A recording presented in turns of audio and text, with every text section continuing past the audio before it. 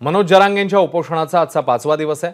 मराठा आरक्षणासाठी मनोज जरांगेंनी पुन्हा एकदा सरकार विरोधात आंदोलन पुकारले। तर मनोज जरांगेंनी आज मुख्यमंत्र्यांच्या ओएसडीवर गंभीर आरोप केले आहेत। मुख्यमंत्र्यांच्या ओएसडीने मराठ्यांविरोधात षडयंत्र रचल्याचा गंभीर आरोप मनोज जरांगेंनी केला। हे शेवटचं उपोषण असेल, आमच्या मागण्या मान्य न झाल्यास थेट विधानसभेच्या तयारीला लागणार असा इशाराही मनोज जरांगेंनी दिला।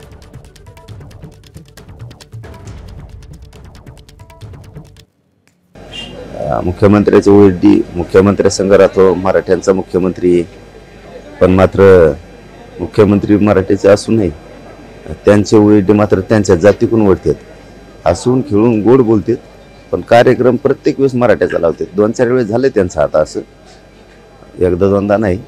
कशाला त्याला म्हणा त्या मुख्यमंत्र्याच्या ओएसडीला तेल होते तो मराठ्याच्या अन्नात रायगपची। आता तर आमचे लोक दिल्लीपर्यंत न्यायला लागले षडयंत्र, काय रचून आणलंय काय नाही कळण थोड्या दिवसात उघड। आम्हाला आरक्षण पाहिजे, आम्हाला वाक्य नाही पाहिजे। आणि तुम्ही असंच खेळले ना की माझं शेवटचं एखादी उपोषण असणार, मी काय मोकळा नाही 12 उपोषण करायला। मी डायरेक्ट विधानसभेच्या तयारीला लागेल आणि समाजाला लागेल। तुम्ही जर असंच खेळत राहिले, मुख्यमंत्री आणि फडणवीस साहेब, आम्हाला शिंदे साहेब आणि फडणवीस साहेब, आम्ही तुमच्यावर विश्वास ठेवलाय, इथून मागेही ठेवला होता, आता सुद्धा उपोषणात काळा ठेवला, पण हे उपोषण सुरू आहे तवरच तुम्ही सांगावं।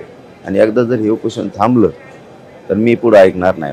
मी डायरेक्ट आणि माझा समाज आम्ही विधानसभेच्या तयारीला लागणार, फिरून बॉम्बलायचं नाही आमच्या ना। एबीपी माझा, उघडा डोळे बघा नीट।